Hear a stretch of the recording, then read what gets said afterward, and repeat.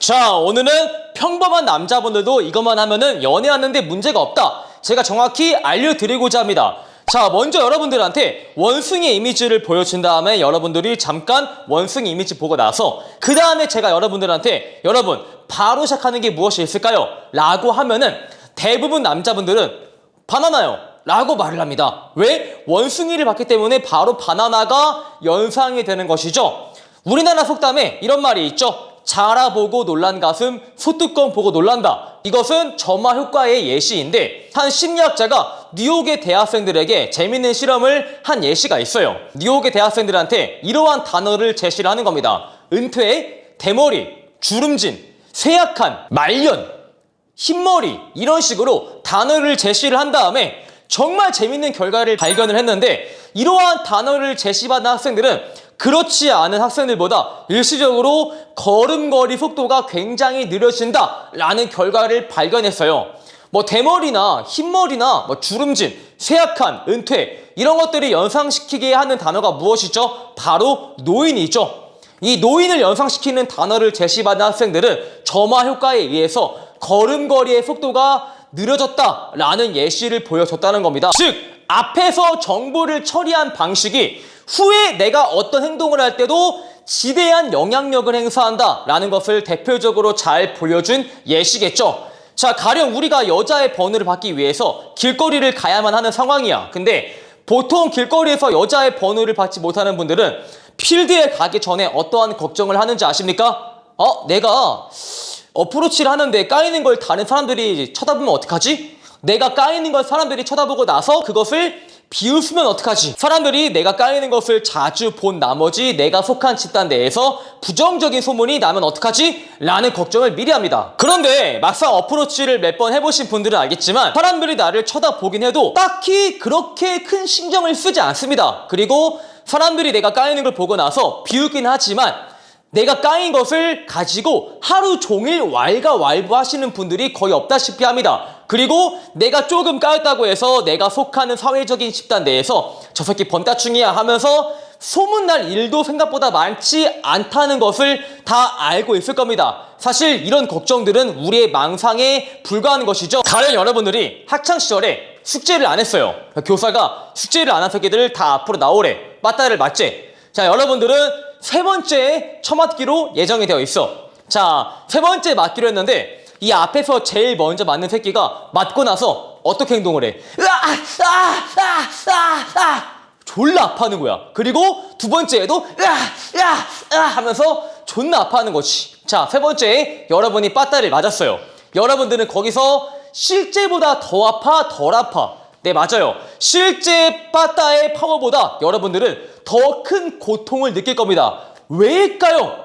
네, 앞에서 첫 번째, 두 번째 애들이 맞으면서 존나 아파하는 걸 보고 나서 우리는 점화 효과에 의해서 저 매가 졸라게 아프다라고 인식을 하고 공포가 확산되었기 때문이죠. 즉, 실제 존재하는 고통보다 우리 몸은 더 크게 고통을 느낀다라는 뜻입니다. 자, 앞에서 제가 어프로치를 못하는 분들은 어프로치를 하기 전에 내가 까이는 것을 사람들이 보고 나서 비웃으면 어떡하지? 라는 걱정을 한다고 했죠. 이런 걱정을 하는 것은 제가 충분히 이해하지만 문제는 이러한 사전 정보 처리 방식이 여러분들이 어프로치를 할 때 지나치게 부정적인 영향력을 행사한다라는 겁니다. 여러분들이 여자한테 용기를 내서 어프로치를 했어. 여자를 홀딩시키고 나서 오픈을 한 거지. 그 순간 주변에 있는 사람들이 여러분을 쳐다보기 시작을 해. 내가 홀딩시켜서 여자한테 말을 하고 있는데 이전에 사람들이 비웃는다 라는 정보를 처리한 남성에 대해는 또 이번에도 사람들이 나를 지금 비웃고 비꼬고 있다 라고 정보 처리를 하게 돼요. 그러면은 여자한테 말을 하는 순간 여자한테 집중하지 못하고 눈알을 여기저기 돌리게 되고 그 다음에 말은 더듬게 되고 그 다음에 말소리가 점점 자가만지고 바디랭귀지는 점점 사람이 웅크리게 되죠. 네, 사람들이 자기를 비웃는다고 인지하니까 최대한 덜 노출이 되고자 몸을 말아버리고 목소리는 작아지고 시선 처리는 굉장히 불안해집니다. 이러한 면모를 보였을 때 여기서 그 남자한테 번호를 알려주고 싶은 마음에 드는 여자는 사실상 한 명도 존재하지 않을 겁니다. 자, 이번에는 여러분들이 애프터를 한다고 가정을 해볼게요. 근데 이 남자는 연애 경험이 없는 남성인 거죠.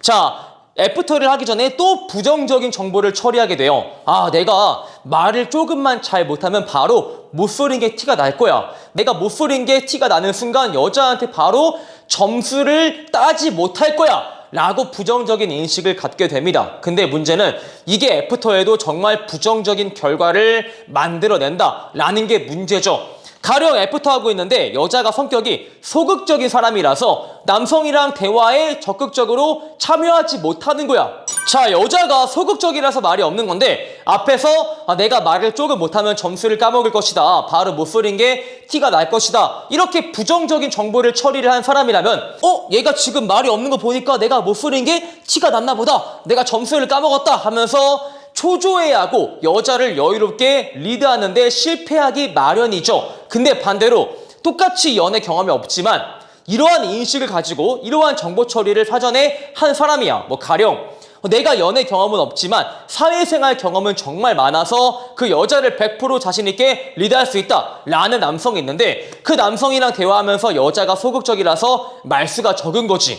보통 이런 남성들은 이 여자가 말이 없는 거 보니까 딱히 내가 실수하지 않았지만 얘는 100% 소극적인 성격이다, 내가 조금만 여유를 가지고 적극적으로 리드하면은 충분히 점수를 따는 것이 가능하다 라는 생각에서 여유롭고 남성성 있게 여자를 리드하는 것이 가능해진다 라는 겁니다. 제가 지금 설명을 해드린 내용을 들으면서 단순히 마인드 아니냐, 마인드가 그렇게까지 중요하냐 라고 하시는데, 여러분, 정보를 처리하는 방식과 상황을 해석을 하는 방식은 정말 게임에 지대한 영향력을 행사하기도 합니다.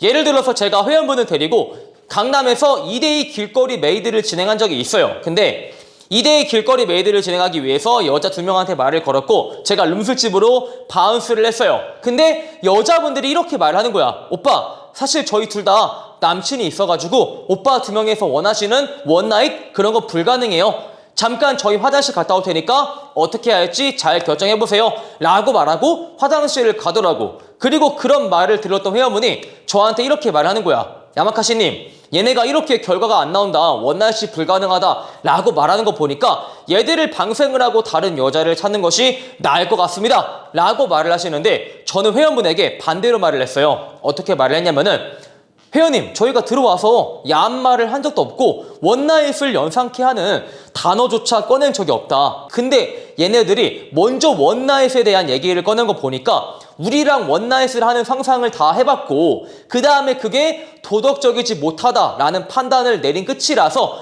그래서 우리한테 원나잇은 안 된다라고 말을 한 거다. 만약에 우리한테 성적인 매력이 전혀 존재하지 않아서 때려 죽여도 이 남성이랑 원나잇이 불가능하다라는 판단을 내렸다면은 우리한테 애초에 이런 말을 꺼낼 이유조차 존재하지 않는다.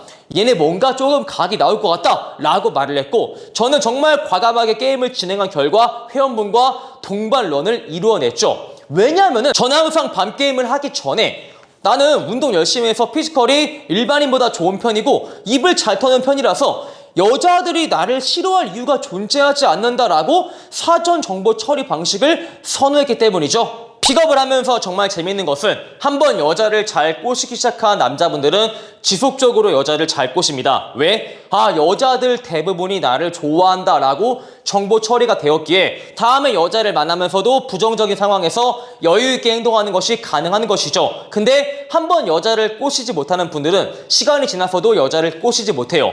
대부분의 여자가 나를 싫어한다라고 인지해서 긍정적인 상황에서조차 부정적으로 행동하기 때문이죠. 그래서 이런 분들은, 여자랑 잘 안 되시는 분들은 내가 여자를 만나기 전에 어떤 사전적인 정보 처리 방식을 선호하고 있는가를 잘 생각을 해보시길 바랄게요. 단순히 마인드 차이가 아니라 이 마인드에 따라서 상황을 바라보는 능력과 문제를 타개하는 능력 등이 정말 신기하게 올라가기 때문이죠. 자, 이렇게 해서 평범한 남자분들도 이러한 마인드만 잘 갖춘다면은 어느 정도 연애를 충분히 할 수 있다라는 취지에서 이번 영상을 제가 한번 전달을 해드렸습니다. 오늘 영상이 마음에 드시는 분들은 좋아요와 구독, 추가적으로 네이버에 매남 봄카페를 가입을 하시면 어프로치 애프터 폰게임 45만원 가량의 인강을 제공을 해드리기에 꼭 한번 가입하시길 바랄게요. 안녕.